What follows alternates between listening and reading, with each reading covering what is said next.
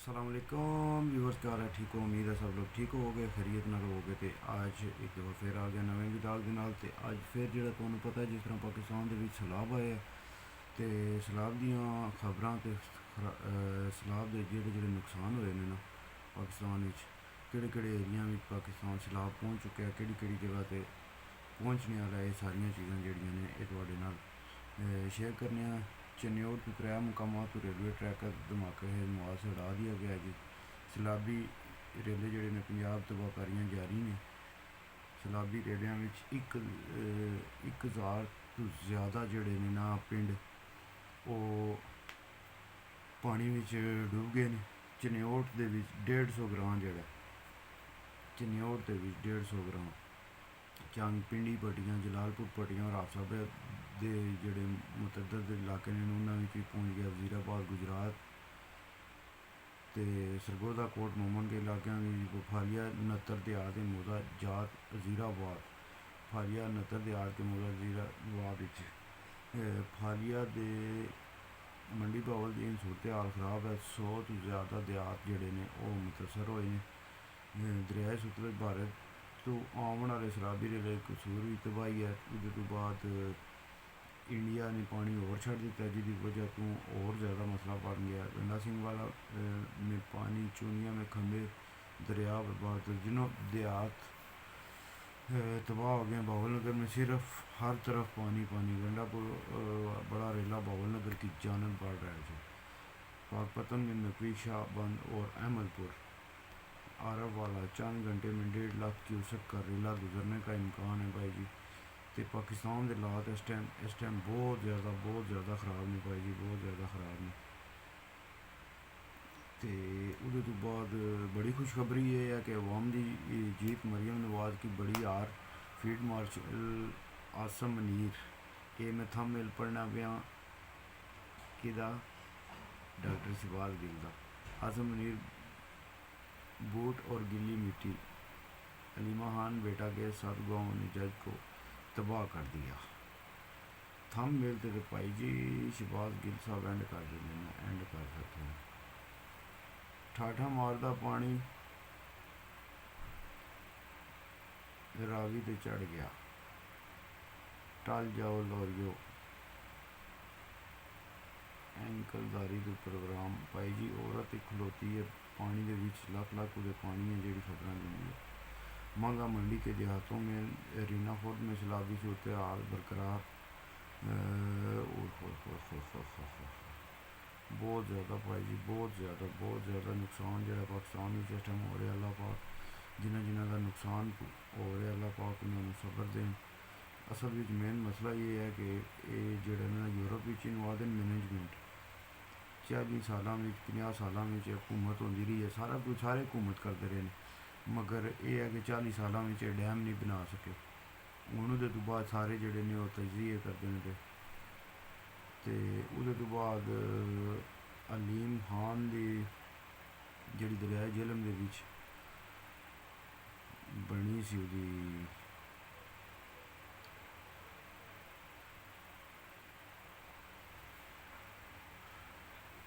रिहायशगाहां जित्थें उन्हें बनाइयां सन, मेरे देन में नाम नहीं आता पिया हूँ। तो अलीम खान ने अपनी जी है यार देखो मेरे दिमाग में जिसका नाम नहीं आ रहा, जिस साइड से उन्होंने अपना पार्क बनाया सी ना, उहदे विच उन्होंने उहदा बंद तरोड़ के ते दसदे ने पे खबरां विच कि उन्होंने भेज दिता है गरीब बंदियां ने घरां वाल। वो गरीब बंदे बेचारे ने माइयां रोंदियां न पियां, कोई आखदी है भी मैं 10 तोले, कोई आखदी भी मैं 5 तोले दे के अपना घर बनाया, बड़े मुश्किल नाल घर बनाया। मगर जेह्ड़ा इन्होंने कोई शर्म नहीं है भाई जी, अपनी प्रॉपर्टी बनाते हैं। तो अलीम खान दे सोसाइटी जी है ना, सोसाइटी विच एक कुड़ी रहिंदी सी एंकर, तो उन्हें जड़ा ना आके यूट्यूब वगैरह पर भी कम करते सन, तो तजिया नगार वगैरह भी सुनिया, कोई इस तरह का मामला सी। उन्होंने आके तो बयान दिता है, उन्हें बयान दिता तो बयान के आखते हैं भाई मैनू सिर्फ मेरे नाल यही रबता किया गया कि तुसी ये वीडियो बना के अच्छा नहीं किया, तो देख लो ਪਹਿਲੇ ਨੰਬਰ 'ਤੇ ਦਰਿਆ ਦੀ ਜ਼ਮੀਨ ਦੇ ਉੱਤੇ ਕਬਜ਼ਾ ਕਰਨੇ ਦਾ ਹੁਕਮ ਜਿਸ ਬੰਦੇ ਨੇ ਵੀ ਇਹਨਾਂ ਨੂੰ ਦਿੱਤਾ ਉਹਨਾਂ 'ਤੇ ਪਰਚਾ ਹੋਣਾ ਚਾਹੀਦਾ, ਉਹਨਾਂ ਨੂੰ ਸਜ਼ਾ ਹੋਣੀ ਚਾਹੀਦੀ ਹੈ। ਜਿਸ ਬੰਦੇ ਨੇ ਵੀ ਆਰਡਰ ਪਾਸ ਕੀਤਾ, ਖਾਨ ਦੇ ਦੌਰ ਵਿੱਚ ਇਹ ਆਰਡਰ ਨਹੀਂ ਪਾਸ ਹੋਇਆ, ਮਗਰ ਖਾਨ ਤੋਂ ਬਾਅਦ ਇਹ ਆਰਡਰ ਪਾਸ ਹੋਇਆ। ਉਹਨਾਂ ਨੂੰ NOC ਕਿਸ ਬੰਦੇ ਨੇ ਦਿੱਤੀ ਹੈ ਅਤੇ ਕਿਆ ਉਹਨਾਂ 'ਤੇ ਕੋਈ ਬੰਦਾ ਕੋਈ हुकूमत ਉਹਨਾਂ 'ਤੇ ਕਦਮ ਉਠਾ ਸਕਦੀ ਹੈ। ਫਿਰ ਜੀ ਅਲੀਮ ਖਾਨ ਜਿਹੜਾ ਨੇ ਉਹ ਸੀਰੀਅਸ ਪ੍ਰੋਬਲਮ ਵਿੱਚ ਨੇ, ਕਿਉਂਕਿ ਸੁਸਾਇਟੀ ਉਹਨਾਂ ਦੀ ਸਾਰੀ ਅਰਬਾਂ ਰੁਪਇਆ ਜਿਹੜਾ ਲੱਗਿਆ ਸੀ ਉਹ ਤਬਾਹ ਹੋ ਗਿਆ। ਬੰਦੇ ਵੀ ਹੁਣ ਜਿਹੜੇ ਉੱਥੇ ਰਹਿੰਦੇ ਸਨ ਤੇ ਉਹ ਵੀ ਆਖਦੇ ਨੇ ਭਾਈ ਜੀ ਸਾਡੇ ਕਰੋੜਾਂ ਦੇ ਘਰ ਨੇ, ਫਿਰ ਅੰਦਰ ਕਰੋੜਾਂ ਦਾ ਸਮਾਨ ਪਿਆ, ਉਹਦਾ ਕੀ ਹੋਵੇਗਾ। ਅਤੇ ਅੱਲਾ ਦੀ ਲਾਠੀ ਬੇਆਵਾਜ਼ ਹੈ ਭਾਈ ਜੀ, ਬਿਲਕੁਲ ਬਿਲਕੁਲ ਅੱਲਾ ਦੀ ਲਾਠੀ ਬੜੀ ਬੇਆਵਾਜ਼ ਹੈ। ਇਹ ਜਿਨ੍ਹਾਂ ਨੇ ਖਾਨ ਦੇ ਨਾਲ ਬੇਵਫਾਈ ਕੀਤੀ ਹੈ ਨਾ, ਉਹ ਤਕਰੀਬਨ ਸਾਰੇ ਜਿਹੜਾ ਨਾ ਰਗੜਾ लगता नहीं गया। लाहौर में सलाब अलीम खान की सोसाइटी भी डूब गई। भाई जी हर पासे अलीम खान की सोसाइटी दी गल्लां चलदियां ने, हर पासे जड़ा ना माफ़ी या मज़ामत, कप्तान का बड़ा ऑप्शन, अपोजिशन मुतैद, बड़ी तहरीक, तख्ता या तख्त, नए सूबे या नया तमाशा, क्या चल रहा है।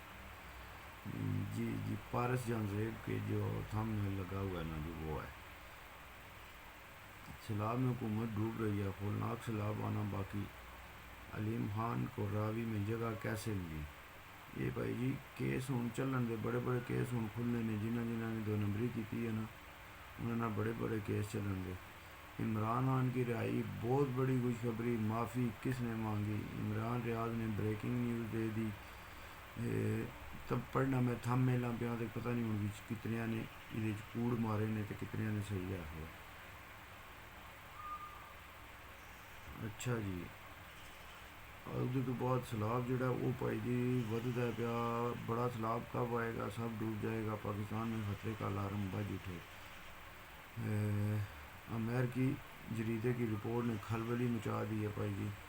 हले जो बारिशां लगियां ने उहदे तो बाद आखदे ने पे कि होर ही तो ज़्यादा जो पानी आने की तवक्को तुसी रखो पाकिस्तान में। तो साढ़े कोल अगे पाकिस्तान वाले कख भी नहीं किया भाई जी। जे अगर सैलाब आ जाए तो पंजाब के मुतासर इलाकों में रेस्क्यू जी है फौज वो पहुँच गई है। फौज ने हर पासे पहुँचना है भाई जी, फौज ने मुल्क बचाना है, फौज ने तो सारे काम फौज ने करने ने। तो एक जगह तो मैं जाके सोचना फौज बेचारी सच्ची है कि ये सियासियों को कोई काम होंदा ही कोई नहीं। सियासियों को जिस टाइम कोई काम नहीं होंदा तो फिर उत्थे जाके तो फौज सारा काम करना पैंदा फौज बेचारी ने। तो 18,000 अफराद ते माल मवेशी महफूज जगह पर मुंतकिल कर देते हैं। पाक फौज रिलीफ, वज़ीर आला सिंह का सैलाबी सूरत हाल से निपटने के लिए अलर्ट रहने का हुक्म। बिल्कुल जी, इन्होंने जितने भी वज़ीर ने ना, वज़ीर आला मुराद शाह की फील्ड एमरजेंसी गुड्डू बराज पर 7 से 8 लाख क्यूसेक पानी पहुंच सकता है। इंसान और जानवरों को किस सूरत नुकसान नहीं होना चाहिए। ये तो भाई जी नुकसान तो तां नहीं जानवरों को होंदा ना जे इस पानी का कोई बंदोबस्त तुसीं कीते होंदा।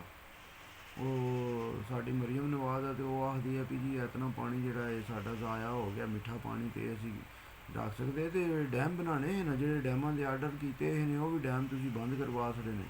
तो हुण आखदे कि डैम होने चाहिए, पानी ज़ाया हो गया। ये तुहानूं जिहड़ा ना ईरान ने पाकिस्तान नूं जिहड़ा ना सैलाब जिहड़ा आया सैलाब उहदे वास्ते मदद इमदाद दी जिहड़ा ना वो पेशकश कर दी है कि जे अगर असी कोई हो सके तो असी तुहाडी मदद करने वास्ते तैयार हाँ। तो उहदे तो बाद जिहड़ा मसूद पज़शकियान का पाकिस्तान में खुलिया सैलाब पर अफसोस का इजहार। तो ADB का पाकिस्तान के लिए $3 लाख हंगामी गारंटी का ऐलान। फंड सैलाब मुतासर ख़ानदानों की बहाली पर खर्च होंगे। ADB अगे ये तो पहला कदू जोड़े उन्होंने खानदाना के खर्च होए ने, जोड़े हूँ ये तो बाद तुसी खर्च करने ने। खुदा का ना जे झूठ मारने छड़ दो, कबर भी जाना जे मरना जे सारिया ने। मगर वज़ीर आला पंजाब से सदर एशियन डेवलपमेंट बैंक की मुलाकात होगी जी। तको जी वाम का पैसा खाने वास्ते जोड़ा ना वज़ीर आला मरीम नवाज ने ADB का जी शुक्रिया अदा किया कि भाई तू सानू पैसे दे दे, असी इस अवाम के पैसे खाइए। मुश्किल की इस घड़ी में मुतासरीन के साथ खड़ा हूँ। कामरान टिसौरी, इमदाद के लिए जल्द इमदादी सामान के ट्रक मुतासर ज़िला में रवाना किए जाएंगे।